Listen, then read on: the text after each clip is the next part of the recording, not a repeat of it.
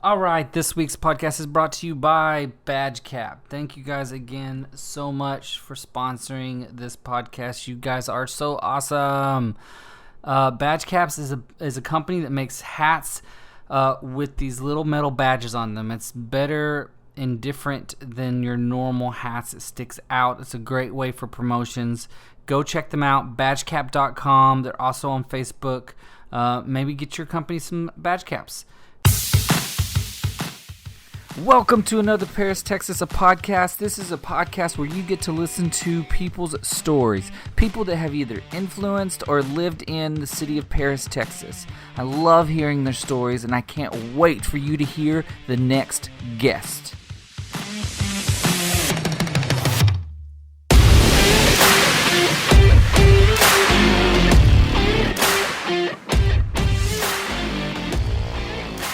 All right, let's get this thing going. My guest today is one of those guests that I tend to really like. It's someone that I don't really know, and I'm excited to hear his story. Kory, Carmen, what's up, dude? What's going on, guys?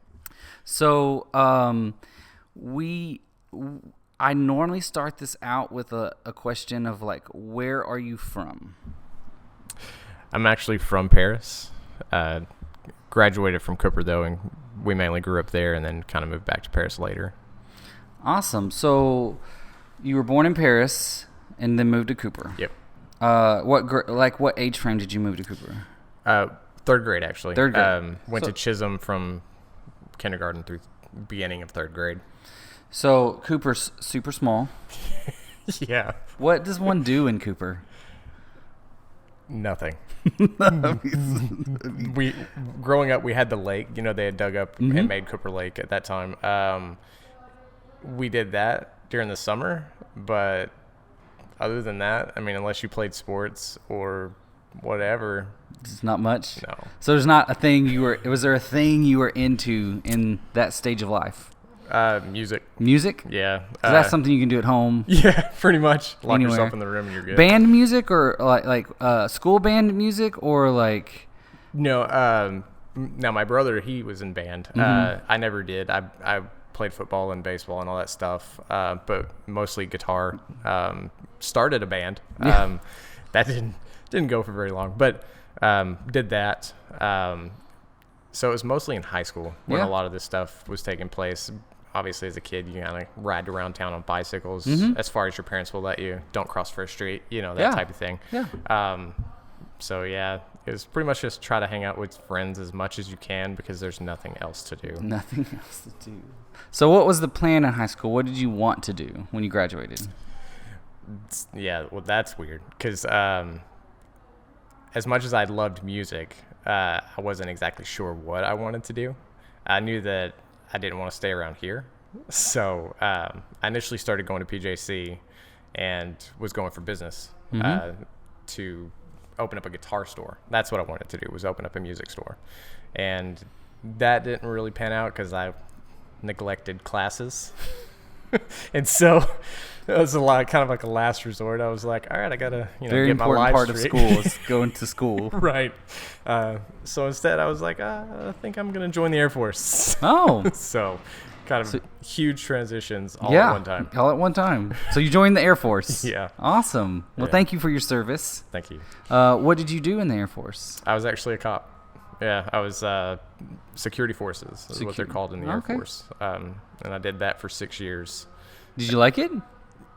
At times. Okay. I really enjoyed being in the Air Force. I enjoyed all the people that I met some great friends that I'm still friends with today. The job had its moments where it was cool, and then other times where it was like, okay, this is like prison. So Unfortunately, I think a lot of people think that way about their job. Yeah, that's true. You get back out and you're like, oh yeah, this isn't much different. Yeah. So you did 6 years as a cop in the Air Force, and did you want to stay, or were you ready to get out? I'd never planned on staying and making a career out of it. And I dabbled with the idea a few times when I was in, if I was going to re-enlist or not. But once it came down to after I got back from my last deployment, I had like 6 months left, and at that point, I was just kind of like, I think I'm done. I want to try something else. Awesome. Did you ever want to try something else other than the cop thing in the Air Force? That would have actually been pretty cool. Cross training did cross my mind because there was a hold on jobs when I was active, so there wasn't a whole lot of cross training going on, but towards the point of where it's either separate or re-enlist. Yeah. They were starting to kind of open it up a little more for people to cross train, but again at that point I was just like, I'm done. Yeah. All right. So you left the Air Force. What was your plan from there? Fly by the seat of my pants. There wasn't a huge plan. I separated and immediately was like, okay, now I gotta get a job. And there was one that came open in DSW, in Montgomery, Alabama. That's where I lived and was where I was stationed. And I actually got the operations manager position at DSW right as they were opening the store. Okay. So I got to see the process of them opening up a new location and the inner workings of all of that, plus managing people. I'd managed people when I was in the Air Force, but managing people who aren't military is completely different. Oh, I can only imagine. So that was cool, and it was a good learning experience there. And I worked there for a year before I got picked up again by the Air Force as a civilian. I had a friend of mine who worked for the civilian security division, and he said they had a couple of openings and wanted to know if I wanted to come back because they needed some people. And so I was like, sure. It was familiar. Yeah. It was pretty easy transition because it was literally working with the exact same group of people that I just left. Awesome. So I went back and did that. Awesome. Hey, when did you meet your wife? Have you met your wife yet? No. Okay. I didn't meet Bree until I moved back to Paris. We'll get there. Just don't forget to bring that up. Okay. So you're back into the military, but you're not in the military. Right. Just a civilian contractor. I had a friend in Colorado. He was a firefighter. He had been in the military as a firefighter. And then he came out, and then he went back onto a base as a civilian firefighter. Yeah, it's a little bit nicer. Like, you're doing the same job. Right. But a little more, all right, cool. I can go home now. End of the day, peace. I'm out, See you guys. That's awesome. So how long did you do that for? I actually only did that for about 9 months. Okay. That was towards the end of when I was going to move back. Okay. Back here, so. Awesome. So you decided I'm going home. Yeah, had some other things happen while I was living there. Right after I'd gotten hired on by the Air Force to work back as a civilian, and then found out that they were hiring. They were about to do a hiring cycle at the PD here in Paris. Okay. And I was like, well, this might be my best opportunity to move and still have a job. Yeah. Because I've always been a firm believer that you don't leave a job without having a job. Yeah. Because how else are you going to support yourself?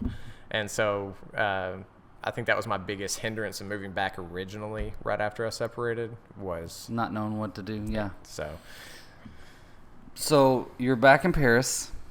Yeah. Did you get the job? I did. Okay. I actually moved back January of 2013, and they didn't start the hiring process, like the actual testing and all the stuff that they do before they hire you for the PD. So that didn't actually start, I want to say, until the end of February. So for like a month and a half, I was like, all right, this is weird not having a job and trying to jump into something else. So I didn't technically follow my rule, but I was like, I'm going to get this job. Yeah. So it's just a matter of time when they actually start the process. Right. Right.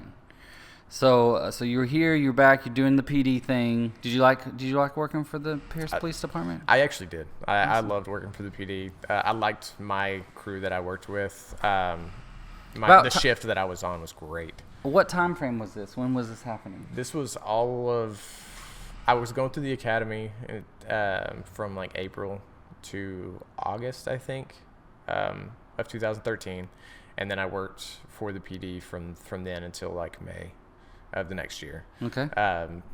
It was such a short thing because I met my wife soon as I Got was back in the in Paris? academy. Okay. Weird enough, a friend of mine worked at the PD, Hunter Armstrong. Okay. That's who I became friends with when I moved back. And he would get his hair cut from my wife. And so I just kind of just bouncing from person to person on who I would cut my hair until finally I was just like, hey, I need to make an appointment with, your stylist. Your stylist. Yeah. So I did that, and I think my first appointment with her was right before I graduated from the academy. Awesome. And then it was weird because I instantly liked her, but I think I came off as kind of what's a good word for it? I'm just gonna say jerk, but that's not me. So it was weird that it did happen like that. And then, obviously I kept going to her for more appointments. And every week. Yeah. And then, which was kind of awkward at first, but then there was like a month where I was in transition. I just started my job, actually working, and I was on nights at the PD. So I didn't have an opportunity to have a lot of time to make it in or make appointments or go do a bunch of other stuff other than focus on work. So I didn't get my haircut for a while, and at one point I was like, oh my gosh, like it's getting out of control. So I think it was like a month later I made an appointment with her, and she had thought I'd wasn't coming back to get my hair from her ever again. Yeah. And it was at that point that I was just kind of like, yeah, I'm gonna go for it. Like, hey, would you like to go on a date? And luckily she said yes. Oh, yay. That's awesome. That's a cool story. What'd you take her for a first date? Where did we go? 'Cause it's crap. I want to say, actually, we went to, she lived in Sherman at the time, or in Pottsboro, actually. And she was working here in Paris? Yeah. She was driving back and forth all the time. It was weird. I was like, why would you live in Sherman? Or not even Sherman, Pottsboro, and drive all the way to Paris? But she loved all of her clients, so it was just kind of like that thing. There you go. So I drove there and picked her up, and we went and saw the movie with Morgan Freeman, the old men, they go to Vegas. Oh yeah. I cannot remember what it's called, but that's what we went and saw on our first date. Perfect first date movie. Went to Cheddar's and ate, and went and saw an old man movie. An old man movie. So romantic. Right. Awesome. That's funny. So how long till y'all got married? We actually didn't get married until you're gonna get in trouble. This is really bad. I'm sorry. I'm not trying to get you in trouble here. It's been 2 years. So 2000. No, I'm wrong. No, it has 2017. I was right. 2017. Yes. We got married May 27th, 2017. Awesome. Yeah. Awesome. And y'all have a kid, right? We have two kiddos. Yeah. Awesome. We have Nolan and Zoe. What are their ages? Nolan, he'll be 5 in January, and Awesome. Zoe will be 3 in August. Awesome. Yeah. That's so cool. I've got 3 boys. All boys. Some reason I can't have a girl. I don't know what the deal is. So always a good time. Yeah, it's always a good time in our house. Fights up galore. Awesome. So after the PD, what happened there? Well, shortly before I quit working for the PD, Bree and I were talking about it, and we had both decided that, that wasn't something we wanted to continue doing. Mm-hmm. Just, it was really when everything was kind of coming to a head with the social issues and everything with cops, and so it's kind of like, I know Paris doesn't have a lot of that, which is great as far as like the animosity towards each other, but it was still one of those things where she wasn't completely comfortable. Yeah. And I was it was getting to the point where, trying to start a family, it's like, do I want to worry myself or worry them? So decided to try something different. Ended up leaving the PD, went and worked for Railroad out of Silver Springs for a while. And while doing that, I also did some floor laying.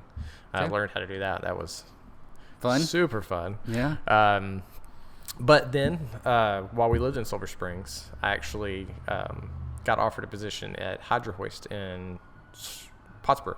Okay. And it's right there off Lake Texoma. And I was like, well, this would be super cool. Basically doing sales, and it's a boat lift company. So we would install boat lifts at all the marinas and stuff throughout Texas. I think the police are coming after you. We did not do it. Right. They were here yesterday. Were they? Yeah. Oh, ambulance. My bad. But, Sorry about that, guys. So, so that's what I would do is I would sell and install boat lifts. Oh. So basically I got to be outside all the time. I got to be Yeah. out all the lakes and stuff. And literally we would go to Possum Kingdom, Lake Travis, Texoma. So you enjoyed this one, this job. I actually really loved it. It didn't pay great, but it was an enjoyable job, and I got to go home every evening. Had weekends off, holidays off, stuff like that. So it was very nice. Awesome. And that's actually when we had Nolan, was during that time of working there. And so that was pretty cool to be able to have a stable, relaxed job. Yep. And be able to come home and enjoy the family. Yeah, those are always the nice ones. Yeah. So how long were you there? We lived there for a little over a year, I think. Okay. And then we started thinking more about, like, Bree wanted to get back into cutting hair again, because she kind of put a pause on it after she had Nolan, kind of took some time off to kind of be there with him completely. And but she wanted to get back into it, and still had a bunch of clients that really wanted her to come back. Yeah. So she didn't, but I didn't want her driving from Sherman all the way to Paris again to keep working. Yeah. And so we had discussed it, and we're like, okay, so ultimately we just need to move back to Paris. Yeah. And it's a great place. yeah. And so we did, and that's where all my family's from, and that's where, that's where we know everybody. Yeah. And like I said, all of her clients are here, and so I just had to find something to do. So what'd you find? I actually went to work at KC. KC. Yeah. Both my parents actually, they met at KC. Back when there used to be a rule where you couldn't have a relative work at KC, but because they met and married there, they like loopholed the rule. That rule's not a thing anymore. It's an old rule, but still. So yeah, they both, and my mom's not out there anymore. But my dad, he was there before the doors opened. Wow. He like interviewed in a shipping container, and then or something like that. Awesome. One of those like containers they put out. Yes. And, and then he's been there ever since. He's still there. Oh wow, nice. So, That's pretty awesome. But so what'd you do at KC? I was just a material handling operator. Worked out in the warehouse. Awesome. Worked the palletizer machines. Loaded trucks up with the diapers and everything. Awesome. Actually, that was another job. It was rough on the body and hours. But did you do the like 3 days? They're after somebody.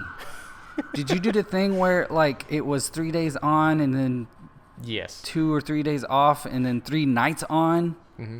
Oh my! How?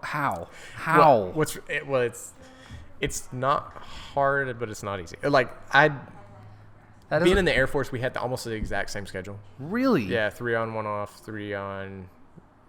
Yeah, it was weird. Like a rotational type thing. You could work 3 days and then you work 3 nights, but you only have like a 24-hour turnaround to be able to transition. So I did that. So I'm not gonna say you ever get used to it, but you know what to expect, and you kind of learn how to. What's adapt. the benefit? I don't. There's no benefit. Then who thought this up? Who thought this was a good idea? It keeps people from having to spend all of their time on nights or all of their time on days. I would almost rather be all night. Oh no, I agree. Like that's the thing is most people's argument is, well, just put me on. Like I love nights, put me on nights, or I like days, put me on days. And so you kind of got a balance where people are like willing to do one or the other.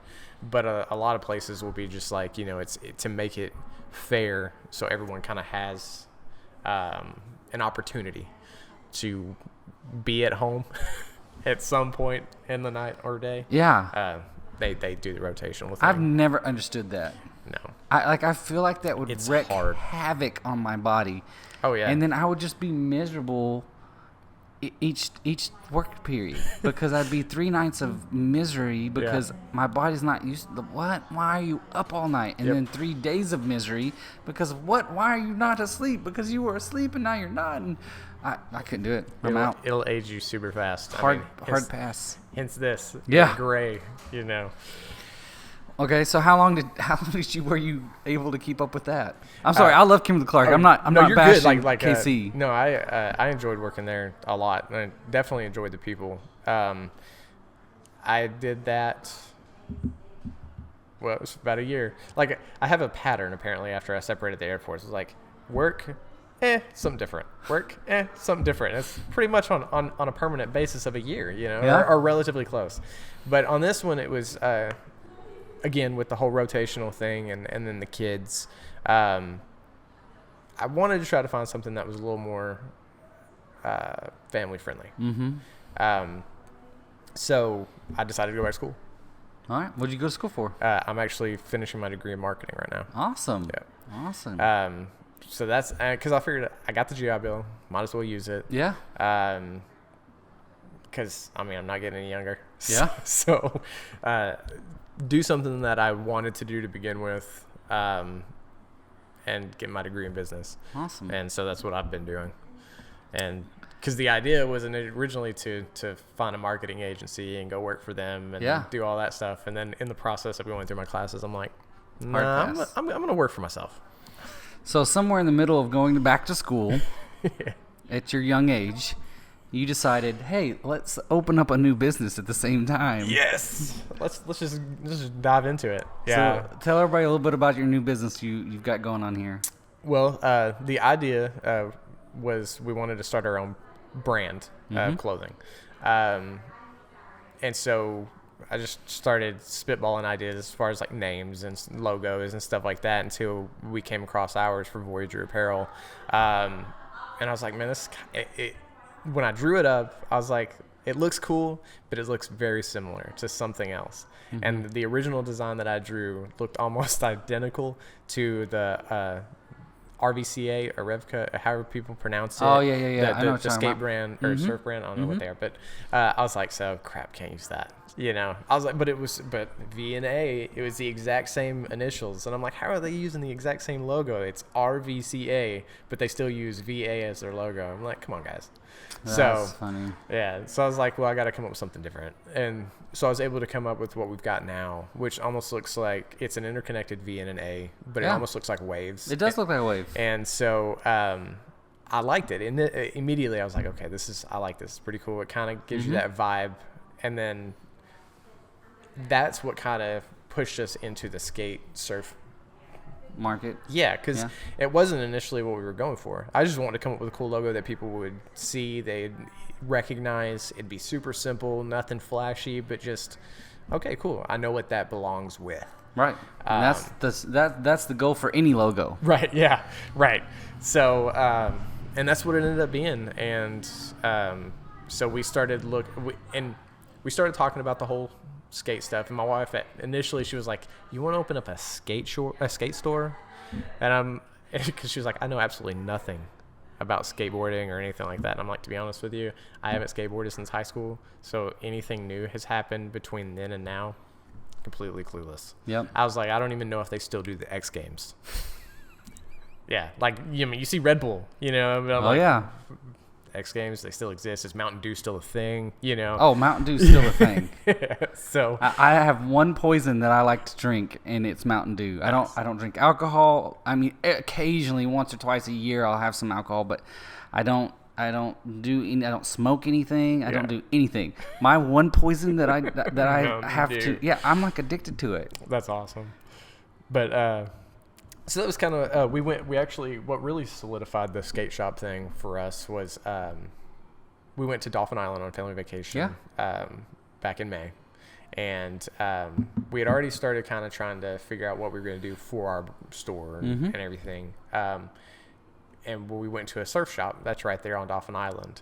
And talking with them, I was like, their setup was super nice, super chilled and laid back. They had a good selection, but they weren't like overwhelming. And I was like, man, this is awesome.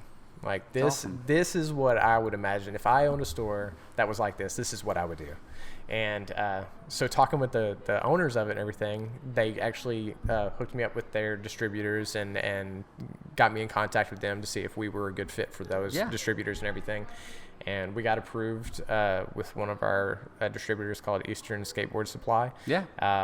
And then after that, we got the Wanderer bracelets and then the Sunbum lotions and stuff. And I was like, started rolling in. I was like, this is pretty cool. And then that's when my wife was like, so this is going to be a skateboard shop. And I'm like, it's looking that way. So, but I think it works. Yeah, I do too. For those that don't know, we're standing in his shop right now. Yeah.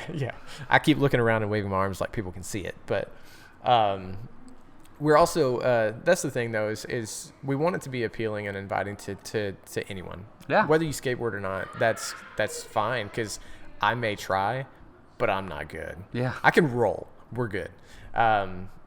But we also are getting some other stuff in that's a little less skateboard and more just like your average everyday wear. That's why we're going to be carrying O'Neill clothing. And yes, it's a surfer brand, but their clothes are a little more like everyday wear. Yeah. Still kind of got that free flow vibe and surfer-esque style. Yeah. But again, like it's button-up shirts, flannels, tank tops, pants, stuff like that. Yeah. So. Love it. And then we were talking before we hit record about you breaking into like the longboard. Yeah. Because I'm a longboard, and most people probably don't know that about me. But I lived in Hawaii for a small stint, and super cool. Yeah, and I picked up longboarding in Hawaii, which is very different than longboarding in Paris, Texas. But they have just a couple more hills in Hawaii than they do in Paris, Texas. Just little hills. But I still love, even around my neighborhood, I love breaking that thing out and longboarding. So prior to you, which you don't have them yet, but you will, I'm going to trust in that. Yes. There was nowhere really in Paris that I know of that you could go and get a longboard or any kind of board related things, right? Other than going to Walmart and getting the stuff that they have. And that's not the same. No. It's a very basic introduction. Yeah. Which is fine. I mean, obviously, if you don't want to shell out a bunch of money for your young kids to try something friendly. out, yes, it's perfect. Right. But I wanted to be able to get some stuff that people who were serious about skateboarding can come and get it. Yes. If you're wanting to get into it, you want something that's just a step up from the Walmart stuff, then we can get it. It's not super expensive, but it's gonna fulfill what you need. Right. But yeah, the longboards we can definitely get them. I wanted to get them when we initially started, but again, I did not know what the market around here was for people wanting longboards, because they're a little more pricey than regular skateboards. It's a bigger board, right? I mean, because we can even get. That's the funny thing is it's like trying to all the stuff that we can get and do. Right now, we're only scratching the surface. Like I was telling you earlier, because we can get surfboards, we can get snowboards, bodyboards. All different types of skateboards. We can get cruisers, longboards, popsicle decks, which is what you see people doing the tricks and stuff on. Mm-hmm. I can even get scooters, like the two-wheel scooters, but they're like the actual professional. Jump, like jump and twist and flips and scooters. Yes. And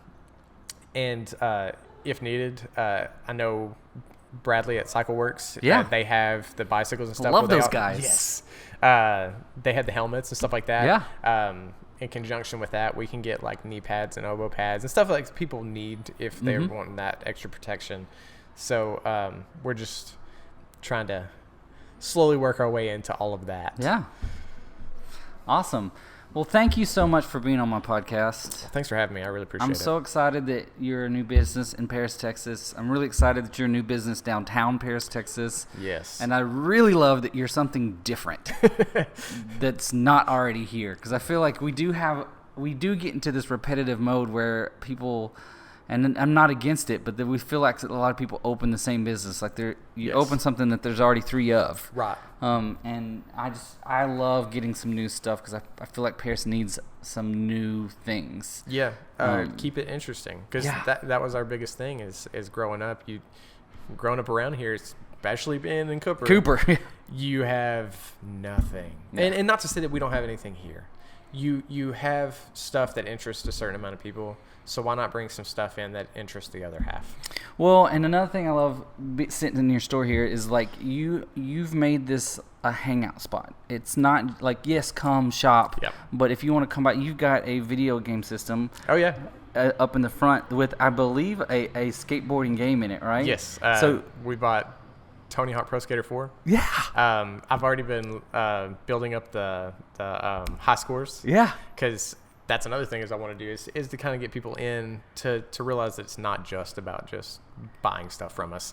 It's a community. Yes, I'm gonna put on like a little competition thing for kids. Yeah. That you come in, if you can beat one of my high scores on the first try or whatever, and maybe we can work out something. You get a deal. You get Stickers, percentage off. I don't know. percentage Something. off. Yeah. So I love that about this place is that it's not just a shop. It's a place that we can come, we can hang out, and you can have fun. You play video games, talk shop, Yeah. you know, and yeah. So yeah, thank you so much for being on the podcast. No, That's thanks for awesome. having me. If you guys get a chance, make sure you come check him out. He's on Lamar Street. He's kind of close to the splash pad a little bit. What's your neighbor right here? Katie, I think it's C? Katie C's Coffee Air. Yeah. I think that's how you pronounce it. It's where the old Green Boutique. Green Boutique used to be. So come down here, check him out. Just walk in, just look around, look at some of his stuff, play a video game, beat the high score, and check him out. As always, we like to put on a new podcast every Monday, so check us out next Monday to hear another podcast from another guest.